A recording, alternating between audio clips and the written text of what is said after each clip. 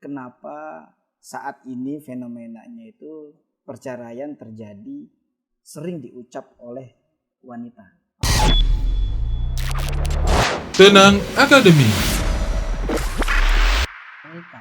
Dalam hal ini seorang istri. Nah, itu memang apa fenomena akhir zaman, wallahu alam. Jadi malah istri yang wah yaudah kita Kalau cerai aja. kalau dulu kan kalau kita perhatikan itu ya. Kalau terjadi konflik internal di dalam keluarga, entah itu masalah ekonomi, masalah keluarga atau masalah apapun, terjadi perselingkuhan atau apa, biasanya yang melakukan perceraian yang diucapkan adalah laki-laki. Biasanya dulu nih ya, mungkin era-era tahun-tahun 80 90. Kalau kita lihat surveinya kan laki-laki yang mengajukan minta cerai, saya ceraikan kamu gitu. Tapi kalau sekarang kebanyakan wanita yang minta duluan. Bisa begitu ya? Nah iya itu dia. Ada apa gitu dengan wanita? Ya. Jadi apa juga ini bagian dari apa namanya tadi terkena dampak-dampak fitnah yang ada di luar sana dengan kondisi zaman yang seperti sekarang, ketika di dalam keluarga akidah ini tidak kuat, si suaminya tidak bisa menjaga keluarga dan anak dan istrinya, satu-satu ini akhirnya terlepas. Iya, pada buyar. Iya, anaknya buyar. Ya kan nggak terurus. Ambiar gitu. Iya, berantakan. Istrinya juga ini. Iya, suaminya juga situ. Aku kan sibuk gitu kan, wah segala macam. Betul.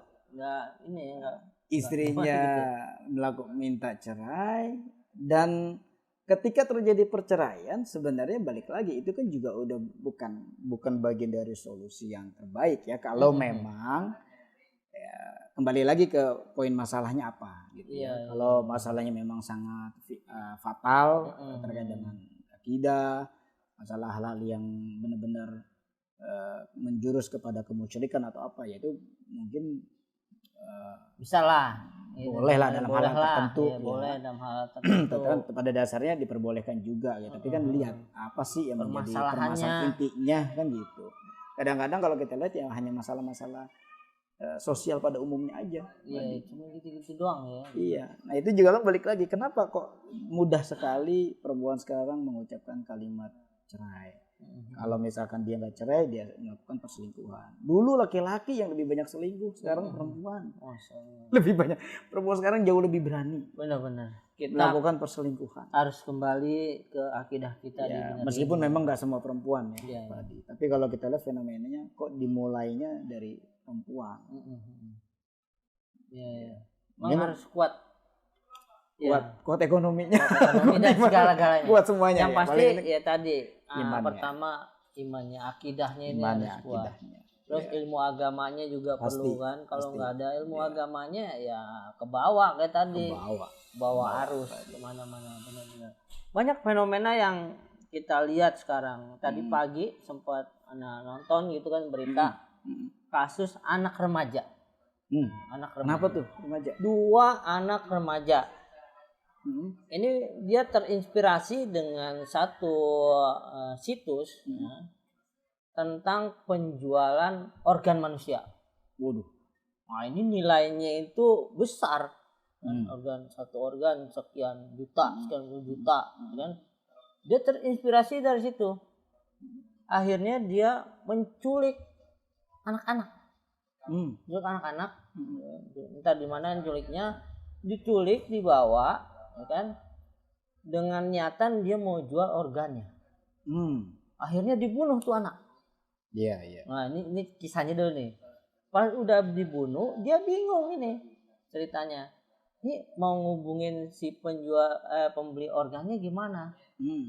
Akhirnya tuh udah meninggal, ini mayatnya dibuang. Iya.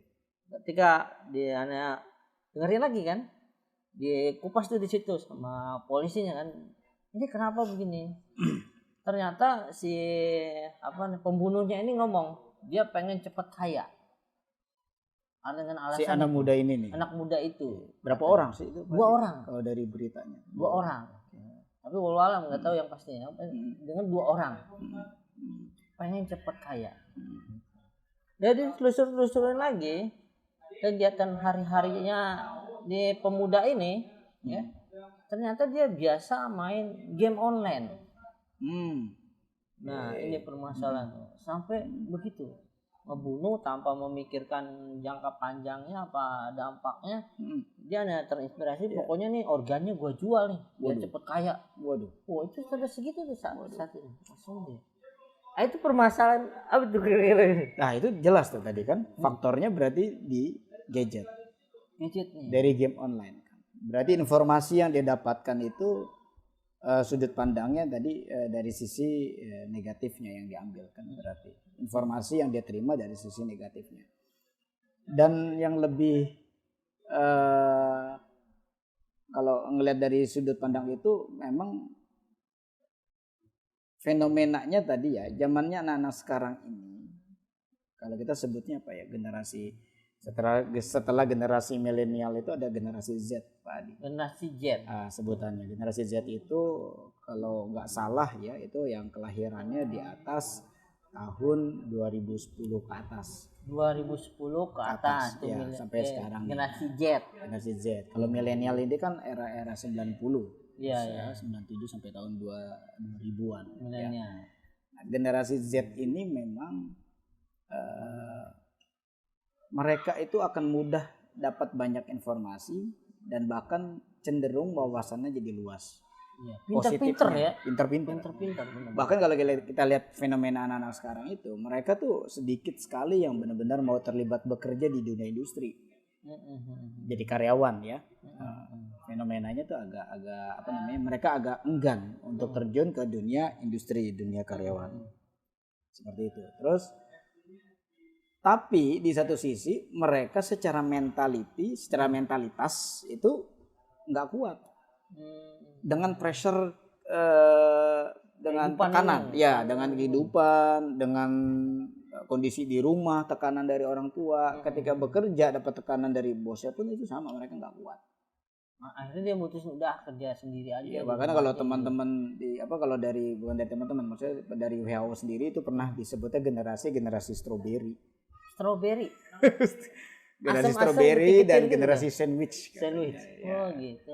Kalau generasi sandwich dari sisi sudut pandang ekonomi. Kalau dari sudut pandang generasi strawberry itu seperti generasi yang kondisi mentalitasnya ya. Strawberry itu kan warnanya kan cantik banget ya. Iya, merah gitu. Cakep kan kalau kita lihat kan. Generasi yang sekarang itu ya tadi seperti strawberry. Kalau dilihat wawasannya keren, bisa melakukan ini, banyak yang dia tahu, banyak yang dia bisa. Tapi buah strawberry itu ada kelemahannya tuh Pak Adi. Kelemahannya betul. Kalau dia ditaruh suhu normal, nggak dimasukin ke dalam kulkas, kadang dimasukin ke dalam kulkas aja cepat busuk dia. Ya. Jadi fenomena mentalitas generasi sekarang itu digambarkanlah seperti generasi strawberry. Enak dilihat, cakep bentukannya gitu ya. Tapi secara internal dari dalamnya nilainya itu mudah rusak. Beda dengan generasi duren. Generasi dudak keren itu. Generasi duren.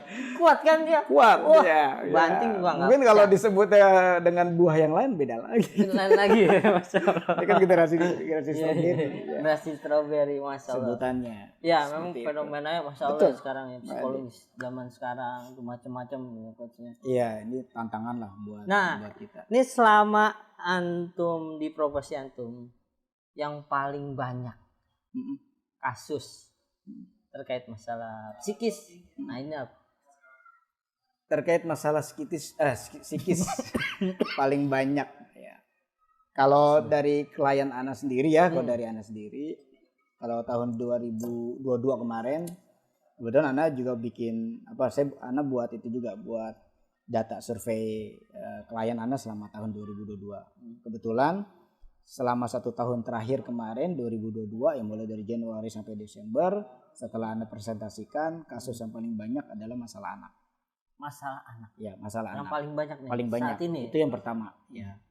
Terus yang kedua, masalah orang dewasa yang kaitannya dengan kecemasan. Ya, masalah pribadi yang ada di dalam diri orang dewasa ya. Jadi ada 2 tuh. Kalau dari yang utama dari anak pribadi itu ada masalah anak-anak. Nah, anak-anak yang paling banyak permasalahannya nih apa nih? Anak-anak. Pastinya masalah perilaku. Perilaku anak-anak. Perilaku yang disebabkan ya mungkin tadi ya karena ada faktor pandemi sebelumnya. Tapi semestinya gitu ya kan memang semuanya melihat ini faktor pandemi nih, anak-anak nggak betah, jenuh belajar di rumah, pakai online, akhirnya mereka nggak boleh keluar, dibatasin, lalu akhirnya perilakunya interaksinya lebih banyak pakai gadget di rumah, ya kan, ini akhirnya yang bisa merusak perilakunya mereka, gitu ya. Nah, masalah anak-anak ini sebenarnya ketika terjadi, kalau kita mau ambil hikmah terbaiknya pada saat kejadian pandemi kemarin, itu sebenarnya momen yang paling bagus buat kita sebagai orang tua. Sebenarnya kalau kita lihat sudut pandang lain. Kenapa? Di momen itulah kita belum pernah bisa berkumpul utuh bersama keluarga dalam rumah. Kalau pandemi itu tidak terjadi, mungkin kita nggak akan pernah ngumpul utuh. Sibuk masing-masing. Kan? Ayahnya subuh, kerja, pulang malam. Tengah malam. Iya, udah berangkat kadang anak udah tidur, ayahnya pulang, anak udah tidur. Ayah berangkat, anak belum bangun. Kan gitu. Iya. Fenomenanya kayak gitu. Jadi sebenarnya itu momen yang kalau kita mau ambil itu momen bagus sebenarnya ya. Kalau paham, mengerti dan memahami situasi itu. Maka interaksi dengan orang tua dan anak semestinya harus semakin intens. Seharusnya. Tapi ternyata fenomenanya yang terjadi nggak begitu. Ternyata malah orang tuanya stres. Orang tua stres, anak stres. Ternyata. Kenapa jadi stres? Anaknya asik dengan gadgetnya tadi. Orang tua pusing dengan anaknya. Perilaku di situ. Karena baru tahu tuh, ternyata anaknya begini gitu. Karena begini ya, sebenarnya permasalahannya yang terjadi selama setahun kemarin ya dari klien-klien saya itu sebenarnya interaksi aja sih sebenarnya. Komunikasi dengan anak yang jadi masalah. Komunikasi.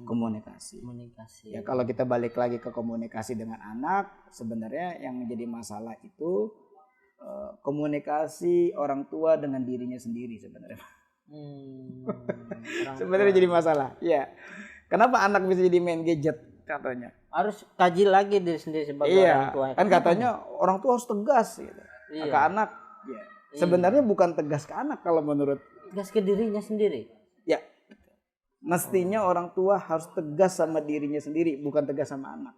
Kadang kalau anak udah mulai nangis, ngerengek, kita kan gak enak. Kasihan. Akhirnya dikasih lagi. Kasih aja. Kasih aja. Nggak komit sama siapa? Sama dirinya sendiri. Sama diri sendiri. Iya. Kasihan. Makanya ketegasan itu mestinya bukan sama anak, tapi sama diri sendiri. Itu yang paling utama. Ya, dari situ ketegasan. Nah, ada kasus lagi yang menarik. Dari gadget, nah ini bicara pengembangannya sampai ke gadget. Ana nemuin kasus ada 3 sampai ya, ini baru lagi Ana cari apakah ada modus di situ ya terhadap kasus itu atau enggak gitu ya. Karena ini terjadinya di daerah yang berbeda. Satu di Bekasi. Ya. Kedua di Malang. Yang ketiga kasus klien Ana di Jakarta. Beda-beda tempat ya, ya. Tapi kasusnya mirip. Nah, kasus apa itu? Ini terjadi fenomena di anak-anak remaja, khususnya anak-anak dari usia SMP sampai mahasiswa, sampai kuliah. Ya, jadi dari tiga lokasi yang berbeda. Dua mahasiswa, 1 pelajar. Ya. Apa itu kasusnya yang sekarang? Ini sebenarnya sampai saat ini Anda masih telusurin. Apakah ada modus dari oknum orang-orang tertentu di luar sana? Gini, kasusnya anak ini jadi perubahan perilaku, sering berbohong sama orang tua. Anehnya dia punya gadget, punya handphone, yang dimana alasannya katanya diberikan oleh temannya. Oh gitu. Nah ini modus nih Pak Di, saya mau cerita nih. Mudah-mudahan nanti ini bisa dicek sama teman-teman yang ada di rumah ya. Iya, buat orang tua. Iya, sambil dicek orang tua. Kalau misalkan ada anak yang punya dia gadget, tiba-tiba kok kamu punya handphone dari mana? Ini dipinjemin sama teman atau dikasih oleh teman. Nah, itu mohon dicek. Perlu dicek nih. Perlu dicek. Ya. apakah temannya siapa? Karena dari 3 kasus Ana di 3 daerah yang berbeda ini, itu terjadi kemiripan. Dia dikasih handphone oleh temannya, ada yang dipinjamkan bahasanya. Anehnya, dari handphone itu seperti kena apa ya kalau Ana bilang? Seperti kena pengaruh negatifnya. Pengaruh negatifnya itu dahsyat itu Pak. Anak itu berubah perilaku, jadi sering bohong, terus dan dia sering menutup diri di dalam kamar aja. Memang nggak tahu apa yang dilihatnya, apakah dia sedang main game atau dia sedang buka situs-situs lain, kita nggak tahu. Iya. Itu yang ya. Cuma anehnya semenjak ada karena kasus klien Ana yang di Malang contohnya, anaknya berubah perilakunya dan akhirnya dia ngambil keputusan tidak mau melanjutkan kuliah. Padahal udah skripsi nih, udah bab 3, sebentar lagi kelar gitu kan. Tiba-tiba ayahnya bingung, kok anak saya tiba-tiba pulang dari Malang ke rumah ke sini gitu kan. Terus perilakunya berubah, dia sering mengurung diri. Sering di dalam kamar, dia asik sendiri. Terus dia yang heran itu dia punya handphone. Padahal nggak dibeliin sama orang tuanya. Tua. Ditanya katanya dipinjemin sama teman. Emang katanya ini teman orang kaya temannya. Terus diberikan handphone, ya kan? Udah pakai aja kata temannya, ini handphonenya lagi emang nggak kepake. Tapi anehnya setiap orang tuanya mau lihat, boleh nggak lihat handphonenya mau dipinjem gitu ya? Orang tuanya nggak boleh. Nggak dikasih orang tuanya tuh. Nggak dikasih. Lama kelamaan perilakunya berubah, tiba-tiba banyak sering berbohong masalah kuliah, sampai efek yang paling nyata adalah masalah sholat. Sampai ke sholat. Sholatnya juga akhirnya ditinggalkan. Sholat ini dari 3 klien Ana ini akhirnya mereka dampaknya sholatnya itu sudah mulai ditinggalkan. Tapi ada 1 klien Ana yang alhamdulillah langsung di backup sama orang tuanya dan anaknya tetap masih terjaga ya. Tapi kasusnya sama, dia katanya dia dikasih handphone juga. Iya. Terus yang di Malang tadi ya, yang di daerah Jakarta juga sama, katanya dikasih handphone oleh temannya. Terus yang di Bekasi juga sama, dikasih handphone oleh temannya. Anehnya perilaku tadi mirip terjadinya. Ninggalin sholat, ngebohongan sama orang tua, terus sering menyendiri di dalam kamar. Iya. Pertanyaannya, zaman sekarang kok masih ada orang yang dengan sangat mudahnya memberikan handphone dengan yang cukup dengan harga yang 2,5 juta itu kan cukup mahal buat sebagian orang tertentu gitu ya. Dan kalaupun misalkan ya kan mungkin ada yang komentar, ya kan sekarang mah artis-artis atau selebgram aja bisa giveaway bisa ngasih itu dengan mudah. Ya kalau menurut, tapi kan kalau dengar kesaksian dari si anak, bukan dari artis konten kreator dia dapatnya. Dari temennya. Dan temannya tidak pernah diberikan identitasnya. Nggak kasih tahu teman apa ini. Apakah teman kuliah? Teman kuliah? Teman nongkrong? Nggak pernah dikasih tahu. Apa teman-temanan?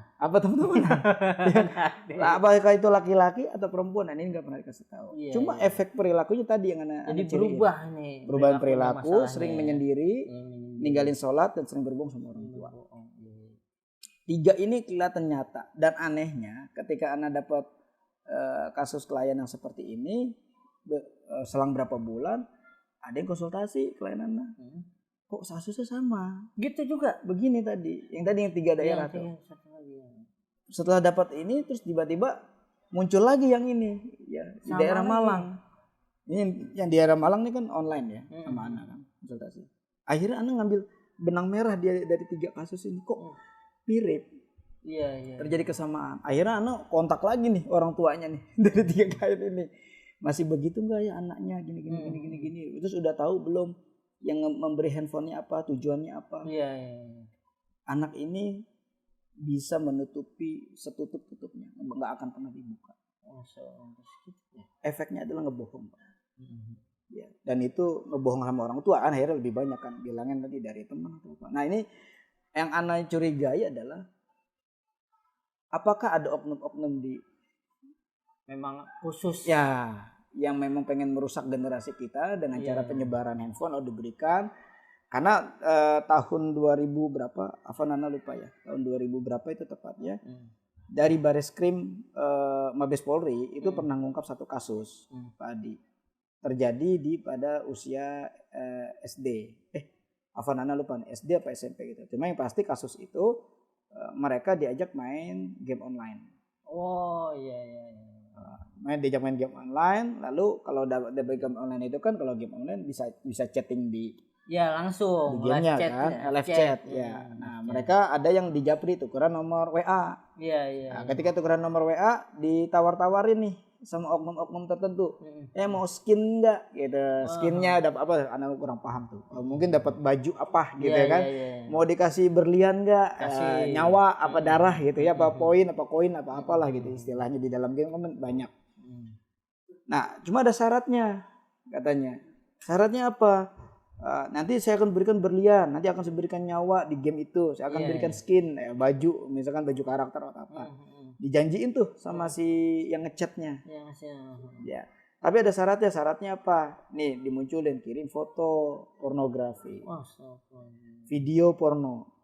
Kamu sebar ya ke teman-teman kamu. Jadi ada misinya, penyebaran pornografi lewat media sosial. Itu pernah dibahas, pernah diungkap oleh Bareskrim Mabes Polri kejadian itu, dan itu bisa dilacak, dicari dan ketangkap orangnya memang. Itu Ana lupa tahun berapa. Nah, Ana cuma khawatir modus-modus kejadian yang seperti itu masih terjadi seperti sekarang. Seperti itu. Oh, Masya Allah. Nah, ini jadi mungkin dari kasus-kasus yang Ana ceritakan ya bisa jadi pembelajaran buat kita semua, terutama orang tua, agar lebih waspada, agar lebih bisa menjaga anak-anaknya di rumah ya, dan bisa benar-benar memperhatikan betul apa yang dia masuk ke dalam hatinya, masuk ke dalam pikirannya.